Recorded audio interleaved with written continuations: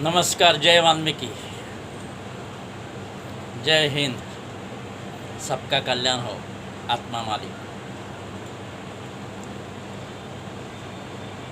जळगाव शहराचा विकास आमदार झाल्यानंतर आपल्याला असा करायचा आहे की ज्याचं नावलौकिक संपूर्ण महाराष्ट्रात होईल. स्वच्छ व सुंदर शहर. पण हे फक्त स्वप्न नसेल, प्रत्यक्षात आपल्याला अशा प्रकारचं स्वच्छ सुंदर शहर बनवायचं आहे. आमदारकीमध्ये निवडून आल्यानंतर एकही दिवस वाया न घालवता संपूर्ण 5 वर्ष प्रत्येक दिवस महत्त्वाचा असेल विकास कामांसाठी. सर्वात पहिले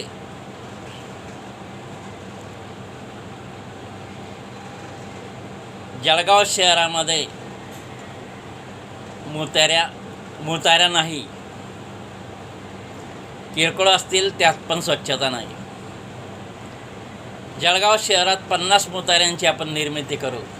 त्यामध्ये सतत पाणी असेल, स्वच्छता. बाहेरगावचे लोक आपल्या शहरात येतात आणि मुतारी शोधत बसतात. मुताऱ्यांची व्यवस्था नाही. जळगाव शहरात 50 मुताऱ्यांची आपण निर्मिती करू आणि सोबत 10-15 टॉयलेटांची पण निर्मिती करू. त्यानंतर जळगाव शहराला आपण मच्छरमुक्त करणार आहे. स्वच्छ शहर. सर्व जळगाव शहरातून कचरा हटाव, कुठेच घाण दिसणार नाही असं स्वच्छ शहर. त्या घाणमुळे, त्या कचऱ्यामुळे मच्छरांची निर्मिती होते, आपल्याला माहीतच आहे. त्यानंतर आपल्याला एका मोठ्या हॉस्पिटलची निर्मिती करायची आहे, मोफत हॉस्पिटल, ज्यामध्ये सर्व आजारांवर इलाज केला जाईल. आपण पाहतोय हॉस्पिटलमध्ये खूप गर्दी असते. जास्त समस्या लोकांना आजाराची, अनेक प्रकारच्या आजारांची येत आहे. तर जळगावमध्ये मोठं हॉस्पिटल बांधण्यात येईल आणि ते पण मोफत सर्व आजारांसाठी. दुसरं, विद्यार्थ्यांसाठी ग्रंथालय, अभ्यासिका मोफत. जे गरीब सामान्य विद्यार्थी आहेत, त्यांच्याकडे पुस्तक घ्यायला पैसे नाहीत, त्यांच्यासाठी मोफत असे ग्रंथालय, अभ्यासिका जळगाव शहरात मोठी निर्मिती करण्यात येईल. त्याप्रमाणे आणखी एक मोठं ग्रंथालय बनवण्यात येईल, ज्यामध्ये महान संतांचे चारित्र पुस्तकं उपलब्ध असतील, संतांचे ग्रंथ उपलब्ध असतील. म्हणजे आपला विद्यार्थी हा चारित्र संपन्न कसा बनेल हा आपला प्रयत्न असेल. आणि पुन्हा आमदार झाल्यानंतर आपण जनता दरबार भरवणार आहेत. जनता दरबार सर्व जळगाव शहरातून लोक एक ठिकाणी येतील. आतापासून सांगून ठेवतो, तुमच्या प्रत्येक वार्डामध्ये ज्या काही समस्या असतील ते पत्र लिहून ठेवा. आतापासून काय समस्या आहेत त्या परिपूर्ण सोडवण्यात येतील. सर्वांगीण विकास. आणि मी मागच्या व्हिडिओमध्ये बोललो की जळगाव शहरामध्ये प्रत्येक ठिकाणी बगीचे उभारण्यात येईल. त्यामागचा उद्देश आहे की विश्रांती तर मिळेलच, शिवाय त्या बगीच्यामध्ये एक ध्यान मंदिर उभारण्यात येईल.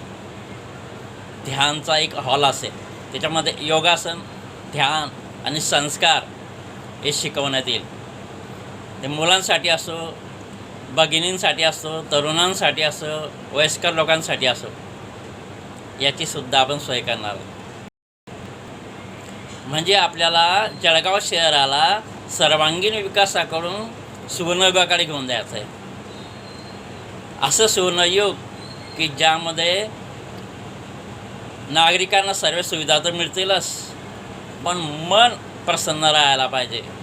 संस्कार, आध्यात्मिक या गोष्टीची आवश्यकता. तन, आरोग्य, तुमचं तन, त्यासाठी योगासन. परिपूर्ण काळजी आपण नागरिकांची सर्वांची घेणार आहोत. जळगाव शहरामध्ये काही ठिकाणी शाळा नसतील, त्या ठिकाणी शाळांची उभारणी करण्यात येईल. त्यानंतर खेळाडू, क्रिकेट असो, फुटबॉल असो, त्यांच्यासाठी जे साहित्य लागेल खाद्यपदार्थापासून, म्हणजे सांगायचा अर्थ की खेळाडूंना जे लागतं, दूध वगैरे काय ते सर्व व्यवस्था, म्हणजे खेळाडूंना सर्व साहित्य तर त्या खेळाडूचं लागणारं साहित्य तर पुरवलं जाईलच, पण त्यांना दूध वगैरे काय, केळे काय लागतात त्याची व्यवस्था करण्यात येईल. म्हणजे आपला जवान, आपला विद्यार्थी हा परिपूर्ण असावा. आणि त्या ठिकाणी प्रत्येक वार्डात जी ओपन प्लेस जागा असते महापालिकेची, त्या ठिकाणी बगीचा निर्मिती करून त्या ठिकाणी सकाळी काही भगिनींचे सुद्धा म्हणजे शरीर स्थूल झालेले असतात, त्यांना तिथं जो डिवायडर तयार करण्यात येईल आजूबाजूला, त्यांना तिथं फिरायचं आहे. वयस्कर लोकांनी फिरायचं आहे, तरुणांनी फिरायचं आहे. म्हणजे आपण सर्वांसाठी शारीरिक तन मन कसं मजबूत राहता येईल, प्रसन्न मनाने कसं राहता येईल, या सर्वांची सोय आपण करणार आहोत. आपण जळगाव शहरात असा विकास करून दाखवू की 100% महाराष्ट्रातील इतर शहरसुद्धा ते आपल्या जळगाव शहराचा आदर्श घेतील. अशा प्रमाणे आपल्याला शहराचा विकास करायचा आहे. मी नोकरीचा त्याग केलेला आहे, मी पेन्शनर आहे. मला प्रत्येक दिवस हा समाजासाठी द्यायचा आहे, विकास करण्यासाठी द्यायचा आहे. तुम्ही कसे आनंदात राहाल, जनता कशी आनंदात राहील, हाच माझा उद्देश आहे. माझं जीवन हे समर्पित आहे लोकांसाठी, लोकांच्या आनंदासाठी. माझं चिंतन सतत हेच असतं की लोकांनी जास्त दुःखी राहू नये, चिंता करू नये. माझ्याकडे अध्यात्म पण आहे, आपण अध्यात्म कार्यक्रम पण भरत जाऊ, मोठमोठे अध्यात्म कार्यक्रम भरत जाऊ. म्हणजे आपल्याला एकूण सर्वांगीण विकास आपल्याला लोकांचा करायचा आहे. आता तुम्हाला प्रश्न पडला असेल की महाराज इतके मोठे कामं तुम्हाला करायचे, हॉस्पिटल हे ते सर्व, आणि आज रोजी तुमच्याकडे पैसा नाही.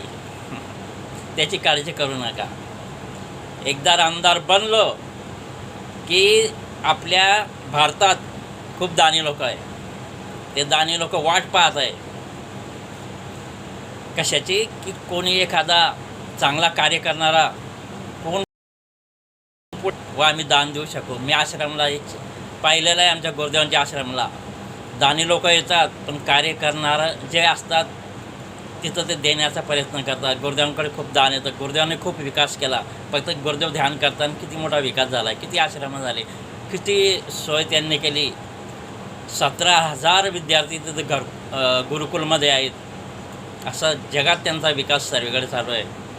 तर ध्यानाने शक्ती प्राप्त केल्यानंतर